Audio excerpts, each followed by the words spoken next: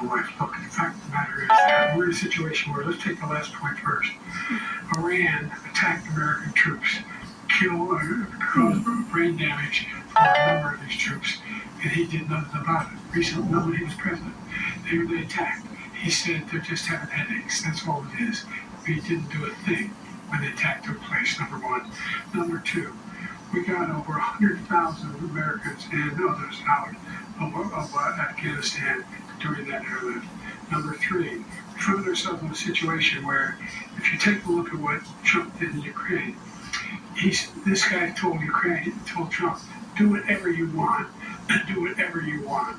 And that's exactly what Trump did to Putin, encourage him, do whatever you want. And he went in. Listen to what he said when he went in. He was going to take Kyiv in 5 days, remember? Because it's part of the old Soviet Union. That's what he wanted to reestablish, Kyiv. And he, in fact, didn't do it at all. He wasn't able to get it done. And they've lost thousands and thousands of troops, 500,000 troops. President Trump, I never said that. For 1 minute, I just want to go back to my original question, which is, are Putin's terms acceptable to you? Keeping the territory in Ukraine? No, they're not acceptable. But look, this is a war that never should have started. If we had a leader in this war, he led everybody along. He's given $200 billion now or more to Ukraine. He's given $200 billion. That's a lot of money. I don't think there's ever been anything like it. Every time that Zelensky comes to this country, he walks away with $60 billion. He's the greatest salesman ever. And I'm not knocking him. I'm not knocking anything. I'm only saying the money that we're spending on this war, and we shouldn't be spending, it should have never happened. I will have that war settled between Putin and Zelensky as president-elect before I take office on January 20th. I'll have that war settled. People being killed so needlessly, so stupidly, and I will get it settled, and I'll get it settled fast before I take office. You know, you have a minute. The fact is that Putin is a war criminal. He's killed thousands and thousands of people, and he has made one thing clear. He wants to reestablish what was part of the Soviet Empire, not just a piece. He wants all of Ukraine. That's what he wants. And then you think he'll stop there? Do you think he'll stop if he takes Ukraine? What do you think happens to Poland? What do you think of Belarus? What do you think happens to those NATO countries? And so if you want a war, you ought to find out what he's going to do, because if in fact he does what he says and walks away, by the way, all that money we give Ukraine... He's talking out of fear. He doesn't want to resolve it. He's just talking out of fear. Produce as much funding for Ukraine as we have. That's why we're strong. Thank you. Moving on to the Middle East. In October, Hamas attacked Israel, killing more than 1,000 people and taking hundreds of hostages.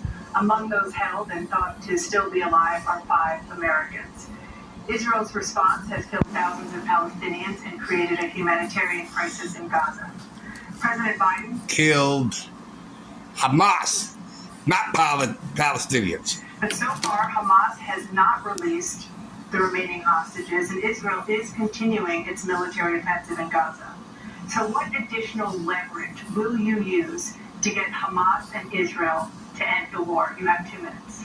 Number one, everyone from the United Nations Security Council straight through the G7 to the Israelis, and Netanyahu himself have endorsed the plan that way forward. Which has 3 stages to it. The first stage is treating the hostages for a ceasefire. Second phase is a ceasefire with additional conditions. The third phase is the end of the war. The only one who wants the war to continue is Hamas, number one. They're the only ones standing out. We're still pushing hard to get them to accept. In the meantime, what's happened? In Israel, we're finding that the only thing I've denied Israel was 2,000-pound bombs. They don't work very well in populated areas. They kill a lot of innocent people. We're providing Israel with all the weapons they need and when they need them. And by the way, I'm the guy that organized the world against Iran when they had a full-blown intercontinental ballistic missile attack upon Israel. No one was hurt. No one Israeli was accidentally killed, and it stopped. We saved Israel. We are the biggest producer of support for Israel of anyone in the world. And so there are 2 different things. Hamas cannot be allowed to be continued. We continue to send our experts and our intelligence people as to how they can get Hamas like we did that month. You don't have to do it. And by the way, they've been greatly weakened, Hamas, greatly weakened, and they should be. They should be eliminated. But you've got to be careful for using certain weapons among population centers. Just getting back to Ukraine for 1 second. We have an ocean separating us. The European nations together have spent 100 billion, or maybe more than that, less than us. Why doesn't he call them and say, you got to put up your money like I did with NATO? I got them to put up hundreds of billions of dollars. The Secretary General of NATO said Trump did the most incredible job I've ever seen. They wouldn't have any, they were going out of business. We were spending almost 100% of the money that was paid by us. He didn't do that. He's getting old. You got to ask these people to put up the money. We're over $100 billion more spent, and it has a bigger impact on them because of location, because we have an ocean in between. You got to ask them. As far as Israel and Hamas, Israel's the one that wants to go. He said the only one who wants to keep going is Hamas. Actually, Israel is the one, and you should let him go and let him finish the job. He doesn't want to do it. He's become like a Palestinian, but they don't like him because he's a very bad Palestinian. He's a weak one. President Biden, you have a minute? I've never heard so much foolishness. This is a guy who wants to get out of NATO. Are you going to stay in NATO? He's going to pull out of NATO. The idea that we have our strength lies in our alliances as well. It may be a big ocean, but we're ever able to avoid a war in Europe, a major war in Europe? What happens if, in fact, you have Putin continue to go into NATO?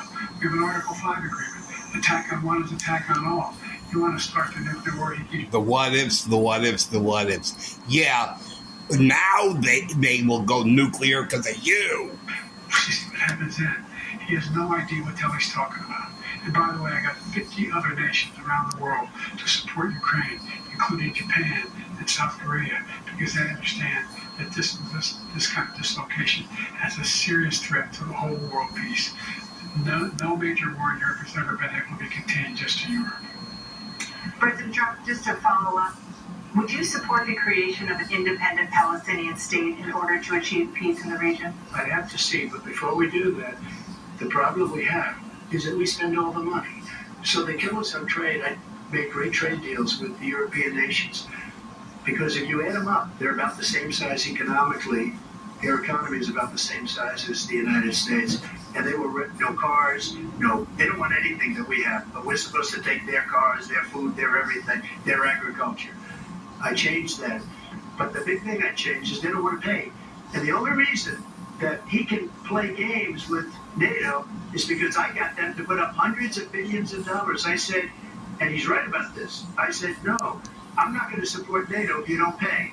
They asked me that question, would you guard us against Russia? At a very secret meeting of the 28 states at that time, nations at that time. And they said, no, if you don't pay, I won't do that. And you know what happened? Billions and billions of dollars came flowing in the next day and the next months. But now we're in the same position. And then he didn't, then he supported it. See, they take their selected hearing, that won't support NATO, period. That wasn't what he said. Won't support it if they don't pay. Those few words make the difference in the sentence. What do you say to voters who believe that you violated that oath through your actions and inaction on January 6th and worry that you'll do it again? Well, I don't think too many believe that. And let me tell you about January 6th. On January 6th, we had a great border. Nobody coming through, very few. On January 6th, we were energy independent. On January 6th, we had the lowest taxes ever. We had the lowest regulations ever. On January 6th, we were respected all over the world. All over the world, we were respected. And then he comes in, and we're now laughed at. We're like a bunch of stupid people. What happened to the United States' reputation under this man's leadership is horrible, including weaponization, which I'm sure at some point you'll be talking about, where he goes after his political opponent because he can't beat him fair and square. You have 80 seconds left. My question was, what do you say to those voters who believe that you violated your constitutional oath through your actions and inaction on January 6, 2021, and worry that you'll do it again? Well, I didn't say that to anybody. I said peacefully and patriotically. And Nancy Pelosi, if you just watched the news from 2 days ago, on tape to her daughter, who's a documentary filmmaker, they say. But she's saying, oh no, it's my responsibility. I was responsible for this. Because I offered her 10,000 soldiers or National Guard, and she turned them down. And the mayor, in writing, by the way, the mayor, in writing, turned it down, the mayor of D.C. They turned it down. I offered 10,000 because I could see, I had virtually nothing to do. They asked me to go make a speech. I could see what was happening. Everybody was saying they're going to be there on January 6th. They're going to be there. And I said, you know what? That's a lot of people coming. You could feel it. You could feel it too, and you could feel it.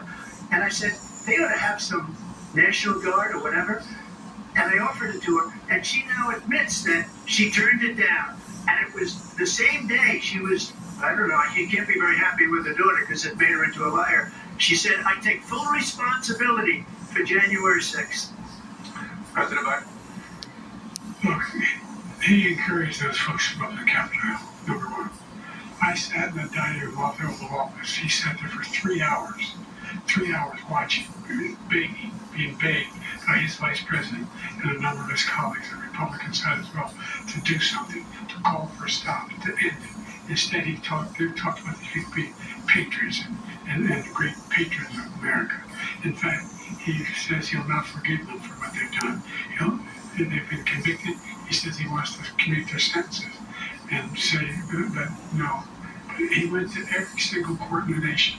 I don't know how many cases, scores of cases, including the Supreme Court, and they said, no, this guy is responsible for doing what was done. He didn't do a damn thing, and these people should be in jail, and they should be the ones that are being held accountable. And he wants to let them all out, and now he says that he loses again, such a whiner that he is, that there could be a bloodbath. Thank you, President Biden. President Trump. What they've done to some people that are so innocent, you ought to be ashamed of yourself. What you have done, and you've destroyed the lives of so many people. When they ripped down Portland, when they ripped down many other cities, you go to Minnesota, Minneapolis, what they've done there, with the fires all over the city. If I didn't bring in the National Guard, that city would have been destroyed. When you look at all of they took over big chunks of Seattle. I was all set to bring in the National Guard. They heard that, they saw them coming, and they left immediately. What he said about this whole subject is so off. Peacefully patriotic. One other thing. The Unselect Committee, which is basically two horrible Republicans that are all gone now out of office, and Democrats, all Democrats, they destroyed and deleted all of the information they found because they found out we were right. We were right. And they deleted and destroyed all of the information. They should go to jail for that. If a Republican did that, they'd go to jail. Thank you, President Trump. President Biden, I want to give you a minute. The only person on this stage is a convicted felon, is the man I'm looking at right now. And the fact of the matter is, what he's telling you is simply not true. The fact is that there was no effort on his part to stop what was going on up at Capitol Hill. And all those people, every one of those who were convicted, deserves to be convicted. The idea that they didn't kill somebody just went in and broke down doors, broke the windows. He never said that no one was killed. Statues. The idea that those people are patriots? Come on. No. Those people are not patriots.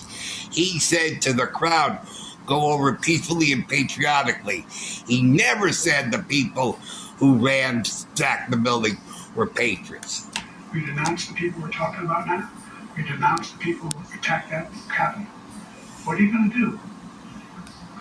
I'm going to give you a minute, President Trump, for a follow-up question I have. After a jury convicted you of 34 felonies last month, you said if reelected, you would, quote, have every right to go after, unquote, your political opponents. You just talked about members of the Select Committee on January 6th going to jail. And your main political opponent is standing on stage with you tonight. Can you clarify exactly what it means about you feeling you have every right to go after your political opponents? Well, I said my retribution is going to be success. We're going to make this country successful again, because right now it's a failing nation. My retribution is going to be success. But when he talks about a convicted felon, his son is a convicted felon at a very high level. His son is convicted, going to be convicted probably numerous other times. He should have been convicted before, but his Justice Department let the statute of limitations lapse on the most important things. But he could be a convicted felon as soon as he gets out of office. Joe could be a convicted felon with all of the things that he's done. He's done horrible things. All of the death caused at the border, telling the Ukrainian people that we're going to want $1 billion, you change the prosecutor. Otherwise, you're not getting $1 billion. If I ever said that, that's quid pro quo. That we're not going to do anything. We're not going to give you $1 billion unless you change your prosecutor having to do with the son. This man is a criminal. This man, you're lucky. You're lucky. I did nothing wrong. We'd have a system that was rigged and disgusting. I did nothing wrong. Thank you, President Trump. President Biden, you have said, I'm coming right to you, sir. You want to respond? Go ahead. I'll give you a minute to respond. The idea that I did anything wrong relative to what you're talking about is outrageous. It's simply a lie, number one. Number two, the idea that you have a right to seek retribution against any American just because you're president is wrong. It's simply wrong. No president's ever spoken like that before. No president in our history has spoken like that before. He said his retribution will be the success of the country. Damn, you don't listen. You know, it's ultimately for molesting a woman in public, for doing a whole range of things, of having sex with a porn star on the night while your wife was pregnant. I mean, what are you talking about? You have the morals of an alley cat. Give your minute, sir. I didn't have sex with a porn star, number one. Number two, that was a case that was started and moved. They moved a high-ranking official, a DOJ, into the Manhattan DA's office to start that case. That case is going to be appealed and won. We had a very terrible judge, a horrible judge, Democrat. The prosecutor were all high-ranking Democrats, appointed people, and both the civil and the criminal. He basically went after his political opponent because he thought it was going to damage me. But when the public found out about these cases, because they understand it better than he does, he has no idea what these cases are. But when they found out about these cases, you know what they did? My poll numbers went up way up. You know that because you're reporting it. And we took in more money in the last 2 weeks than we've ever taken in the history of any campaign. I don't think any campaign has ever taken hundreds of millions of dollars came pouring in because the public knows it's a scam and it's a guy that's after his political opponent because he can't win fair and square. Thank you, President Trump. President Biden, you have said, quote, Donald Trump and his MAGA Republicans are determined to destroy American democracy. Do you believe that the tens of millions of Americans who are likely to vote for President Trump will be voting against American democracy? The more they know about what he's done, yes. The more they know about what he's done. And there's a lot more coming. He's got a lot of cases down the road coming out. He's got a whole range of issues he has to face. I don't know what the juries will do, but I do know he has a real problem. And so the fact that, could you ever think you heard any president say that I'm going to seek retribution? You ever hear any president say that I thought Hitler had some good ideas? He never said he's seeking retribution. He said his retribution is success of the country. Until I saw what happened in Charlottesville, Virginia. People coming out of the woods carrying swastikas, torches, and singing the same anti-Semitic file they sang when they were back in Germany. And the young woman got killed. I spoke to the mother, and they asked him. They said, "What do you think of those people? The people the ones who got killed, the one that tried to stop it, and the ones he said, I think they're fine people on both sides." What American president would ever say? He also said there are also bad people on both sides. Same anti-Semitic file carrying swastikas. We're fine people. And this is the guy who says Hitler's done some good things. I'd like to know what they are. The good things Hitler's done, that's what he said. He never said that. Sense of American democracy. President Trump. Jake, both of you know that story has been totally wiped out because when you see the sentence, it said 100% exoneration on this. So he just keeps it going. He says he ran because of Charlottesville. He didn't run because of Charlottesville. He ran because it was his last chance. He's not equipped to be president. You know it, and I know it. It's ridiculous. We have a debate. We're trying to justify his presidency. His presidency, he's without question the worst president, the worst presidency in the history of our country. We shouldn't be having a debate about it. There's nothing to debate. He made up the Charlottesville story, and you'll see it's debunked all over the place. Every reasonable anchor has debunked it. And just the other day it came out where it was fully debunked. It's a nonsense story. He knows that, and he didn't run because of Charlottesville. He used that as an excuse to run. President Biden? It debunked. It happened. All you have to do is listen to what was said at the time. And the idea that somehow that's the only reason I ran. I ran because I was worried a guy like this guy could get elected. If he thought they were good people coming out of that forest, carrying those woods, carrying those torches, then he didn't deserve to be president. Didn't deserve to be president at all. And the idea that he's talking about all this being fabricated, we saw with our own eyes. We saw what happened on January 6th. We saw the people breaking through windows. We saw people occupying his own vice president. Look, there's a reason why 40 of his 44 top cabinet officers refused to endorse him this time. His vice president hadn't endorsed him this time. So why?